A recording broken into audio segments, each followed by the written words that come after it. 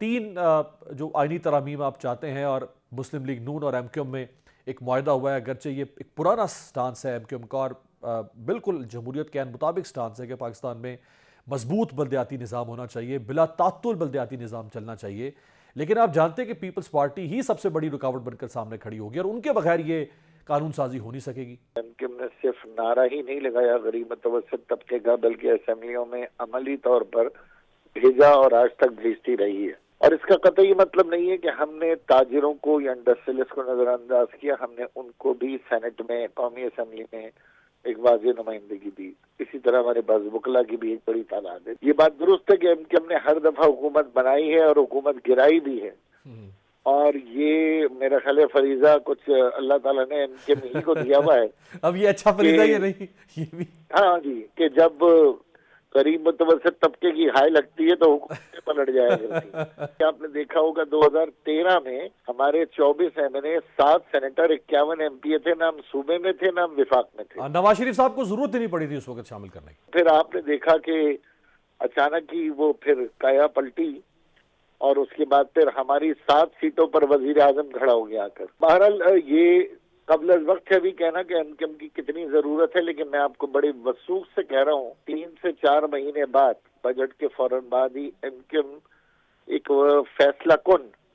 جماعت کی حیثیت سے حکومت سازی میں شامل رہے گی، بلکہ اپنے معاہدوں کی تکمیل کے لیے بھی بھرپور کوشاں رہے گی۔ جہاں ہم نے صدر آصف علی زرداری کو بالکل برملا ہم کہتے ہیں کہ 15 سال پیپلز پارٹی کا جو طرز حکمرانی ہے وہ فیشزم ہے، وہ کرپٹ ہے، اور اس کے اندر بد انتظامی، بے قاعدگی عروج پر ہے۔ اور یہ رپورٹ صرف ہماری نہیں، میڈیا کی ہے، اے جی سندھ کی ہے، ٹرانسپیرنسی انٹرنیشنل کی ہے، بیرونی میڈیا کی ہے، انٹرنیشنل ڈونرز کی ہے، خود پیپلز پارٹی کی بھی اپنی ہے، تمام اس میں ان کے چیئرمین کے بھی اس میں بہت سارے اسٹیٹمنٹ۔ جمعیت علماء اسلام انہوں نے ابسٹین کیا، ووٹ نہیں دیا۔ آپ یہ بھی آپشن اختیار کر سکتے تھے، اگر وہ 9 مئی والا آپشن مناسب نہیں تھا تو آپ یہ آپشن اختیار کر سکتے تھے، لیکن آپ نے تو ایک آپشن وہ لیا کہ جو آپ کہہ رہے ہیں کہ 15 سال سے پیپلز پارٹی کرپشن، چوری، ڈکیتی، سب کچھ، اور 15 سال سے قیادت جس کے ہاتھ میں آصف علی زرداری، اسی کو آپ نے صدر بنا دیا۔ دیکھیں، ہم چاہتے ہیں، ہر دفعہ ہم چاہتے ہیں کہ سندھ کے اندر خاص طور پہ دیہی اور شہری کی خلیج کو ختم کرنے میں ان کے ہمیشہ پہل کرتی ہے،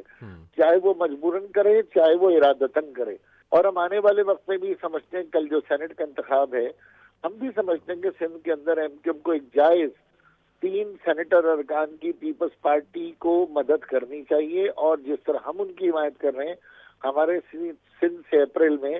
3 سینیٹر منتخب ہونے چاہیے۔ 2 واضح طور پہ ہو رہے ہیں، اور تیسرا ہمارا ٹیکنوکریٹ خواتین کی نشست پر پیپلز پارٹی سے اگر ہم دے رہے ہیں کچھ، تو ان سے یہ ہم توقع کرتے ہیں کہ جمہوری طرز عمل اختیار کرتے ہوئے بھی وہ بھی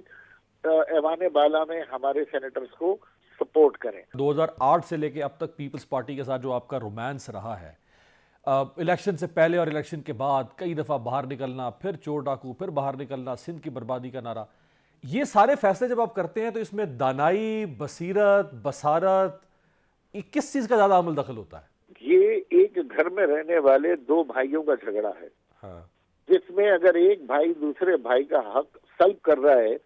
تو نہ گھر کو توڑا جا سکتا ہے، نہ گرایا جا سکتا ہے، نہ بھائی گھر سے چھوڑ کے جا سکتا ہے۔ تو یقیناً گھر کے اندر رہتے ہوئے اس مسائل کو حل کرنا ہے، اور میرے گھر کے اندر ہی اگر مسائل ہیں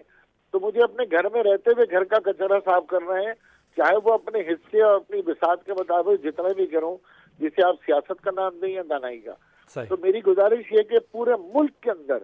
اگر آپ ایک جمہوری نظام دیتے ہیں تو یہ جمہوریت اصل جمہوریت تو ہے ہی نہیں، یہ تو فیڈوکریسی ہے، یہ تو کیپٹلزم ہے، یہ تو ایک بروٹ میجورٹی رول ہے۔ میں تو بنیادی طور پر بھی اس آئین کے اندر ترمیم کا اسی لیے خواہاں ہوں کہ اس آئین کے اندر طاقتور سے طاقتور ترین امیر امیر ترین اور غریب غریب ترین ہو رہا ہے، تبھی تو میں آئینی اصلاحات پہ بھی جا رہا ہوں۔